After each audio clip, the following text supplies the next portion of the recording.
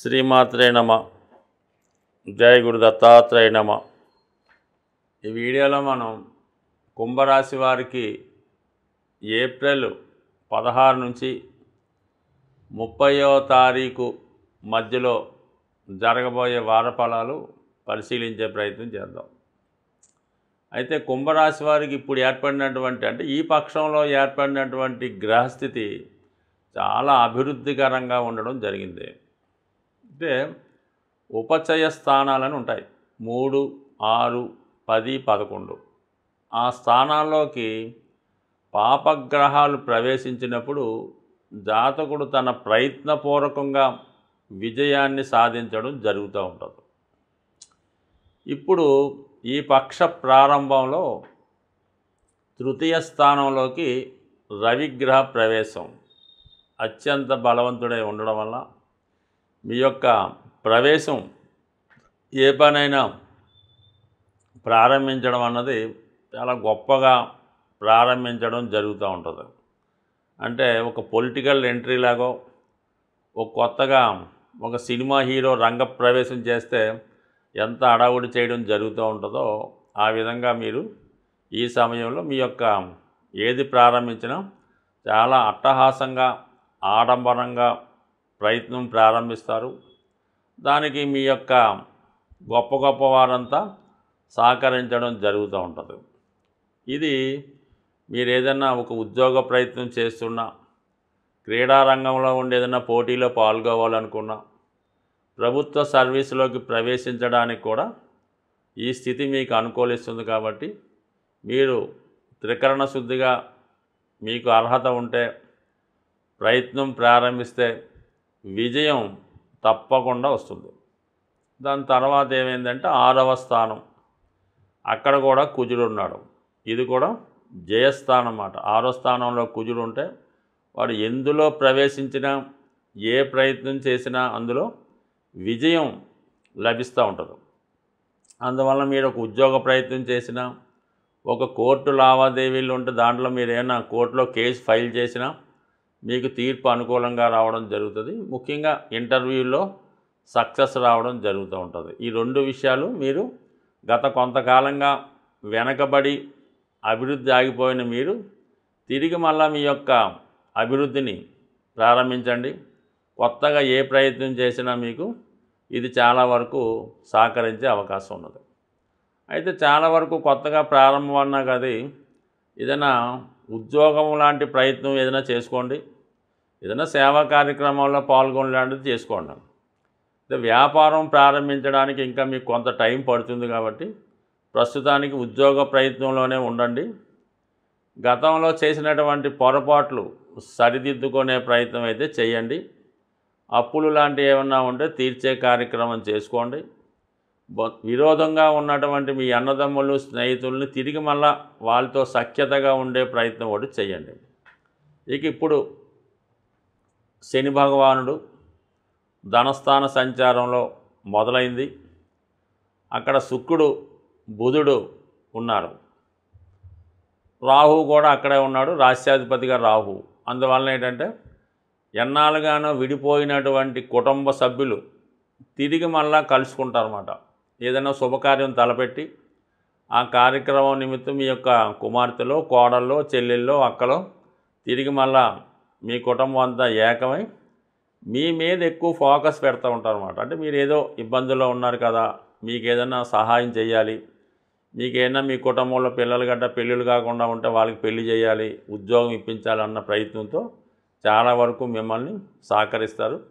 ఈ సమయంలో మీకు మీ బంధువుల ద్వారా ఏదైనా దూర ప్రాంతంలో ఒక ఉద్యోగ అవకాశం వస్తుంది. వాళ్ళకు ఉన్నటువంటి ఎస్టేటో ఏదైనా ఆస్తి ఉంటే దాన్ని చూసుకోమను, వ్యాపారాన్ని నిర్వహించుకోమని అవకాశం వస్తుంది. అంటే ఫ్యామిలీ ఒక చోట ఇక్కడే ఉంటారు, మీరు ఉద్యోగరీత్యా అక్కడ చేరి మీ యొక్క జీవనోపాధి గడుపుకుంటూ మీ ఫ్యామిలీని చూడటం జరుగుతూ ఉంటుంది. కొంతమందికి అటువంటి అవకాశాలు వచ్చే అవకాశం ఉన్నది.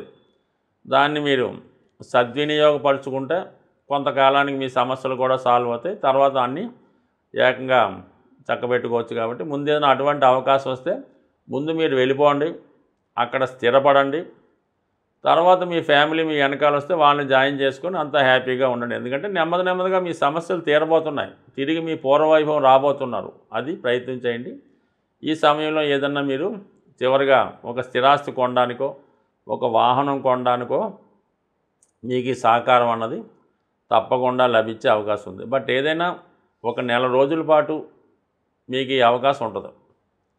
ఇంచుమించుగా ఈ 16వ తారీఖు ఏప్రిల్ నుంచి మళ్ళీ 14వ తారీఖు ఏప్రిల్ మధ్యలో ఇటువంటి అవకాశాలు మీకు రావడం జరుగుతుంది. దాని తర్వాత ఏంటంటే ఈ షష్టగ్రహ కూటంలో అప్పుడే 2 గ్రహాలు పైకి వెళ్ళిపోయి మళ్ళీ కొన్నాళ్ళకి బుధుడు వెళ్ళిపోతాడు, శుక్రుడు వెళ్ళిపోతాడు, రాహు రాశిలో ప్రవేశిస్తాడు, ఒక శని మాత్రమే మిగులుతాడు. అప్పుడు మీ ప్రయత్నం మీరు ఒంటరిగా ఏకాగ్గానే చేసుకోవాల్సి ఉంటుంది. అప్పుడు ప్రయత్నాలు వేరుగా ఉంటాయి. అందుకని ఇప్పుడు వచ్చిన అవకాశాన్ని బాగా సద్వినియోగపరిచి దాన్ని మీరు ఉపయోగించుకుంటే నెమ్మదిగా మీ యొక్క సమస్యలు సాల్వ్ అవుతాయి. అలాగే మీ బంధువుల మాట మీరు విన్నట్టు ఉంటుంది, వారు మీకు సహాయపడినట్టు ఉంటుంది. మళ్ళీ మీ యొక్క అభివృద్ధి ప్రారంభమవుతుంది. సాధారణంగా గ్రహాలు మారినప్పుడు వాటి ప్రభావం ప్రతి ఒక్కరి మీద మంచి చెడు కూడా రావడం జరుగుతూ ఉంటుంది. కేవలం ఇప్పుడు మనకి శని ప్రభావం ఏలినాటి శని అన్నది ఏదో ఏలినాటి శని 3 రాశుల మీద ఉంటుంది అనుకుంటారు. బట్ కానీ ఇంచుమించుగా 12 రాశుల్లో 9 రాశుల మీద ఈ ఏలినాటి శని ప్రభావం అన్నది కనబడుతూ ఉంటుంది. కేవలం 3 రాశుల వారికి మాత్రమే శని ఫేవర్గా ఉండడం జరుగుతూ ఉంటుంది. మరి ఆ కారణం వల్ల ఇంచుమించుగా శని పెడుతున్నటువంటి ఇబ్బందుల నుంచి తప్పించుకోవాలన్నా, శని ఇచ్చినటువంటి మంచి ఫలితాలు మనం పొందాలన్నా కంపల్సరిగా శనికి మనం శాంతి చేయించుకోవాల్సి ఉంటుంది. ఇప్పుడు శనికి శాంతి చేయించుకోవడం అంటే జపాలు చేయించడం, ఈ దానాలు చేయడం, దానివల్ల ఏమీ కూడా ప్రయోజనం అయితే ఉండదు. మీరు శని యొక్క మంచి ప్రవర్తన, మంచి ఫలితాలు పొందాలన్నా, వారు పెట్టిన కష్టాల నుంచి తప్పించుకోవాలన్నా ముందు మీరు ఇతరుల మీద ఆధారపడకుండా ప్రతి పని అంటే సొంత పనులు లాంటివి మీకు మీరే స్వయంగా చేసుకోవలసి ఉంటుంది. అలాగే ఏదైనా దగ్గరగా ఉన్నప్పుడు వాహనాలు అవి ఉపయోగించకుండా నడక మార్గం ద్వారా మీరు పనులు చేసుకోవడం, పొద్దున్నే వాకింగు ఎక్సర్సైజు చేయడం, దాని తర్వాత ముఖ్యంగా ఎటువంటి బలహీనతలకి లొంగకుండా ఉండడం, నెక్స్ట్ టైము వ్యసనాలకి దూరంగా ఉండాలి. పెద్దల్ని వృద్ధుల్ని గౌరవించడం మంచిది. బయటవారు ఎక్కడన్నా మనకు అనవసరం. మీ కుటుంబంలో ఎవరైనా వృద్ధులైన వారు అంటే వారు పనులు వారు చేసుకోలేకుండా ఉన్నవాళ్ళు ఎవరైనా ఉంటే వారికి మీరు ఏదో రకంగా సహాయం చేయడం మంచిది. అంటే వాళ్ళ మనస్తత్వం ఒక చిన్నపిల్లవాడు మనస్తత్వంలా ఉంటుంది కాబట్టి వారికి సమయానికి ఆహారం అందించడం, వాళ్ళకి ఏమైనా బిస్కెట్లో ఏదో కావాల్సినవి మంచినీళ్ళు దగ్గరగా ఉంచడం, సమయానికి మందులు దగ్గరుండి వేయించడం. పెద్దగా పూర్వంలాగా మీరేమి సేవలు చేసి అక్కర్లేదు. వాళ్ళని సావధానంగా పరామర్శించి మంచి మాటలతో వాళ్ళని సంతోషపెట్టిన శని భగవానుడి యొక్క అనుగ్రహం కలుగుతుంది. ఇంకా అవకాశం ఉన్న వాళ్ళు ఏం చేయాలంటే మన వృద్ధులకి రోగులకి మందులు పంచిపెట్టడం. ఇప్పుడు చాలా ఉన్నాయిగా అనాథ శరణాలయాలు, వృద్ధాశ్రమాలు, ఓల్డ్ ఏజ్ హోములు. గతంలో హైదరాబాద్లో ఎక్కడో ఒకటి ఉండేది. ఇప్పుడు ప్రతి కాలనీలో అంటే ఇంచుమించుగా ప్రతి ఒక్క ఏరియాలో ఈ ఓల్డ్ ఏజ్ హోమ్ అన్నది పెట్టడం జరుగుతూ ఉంది.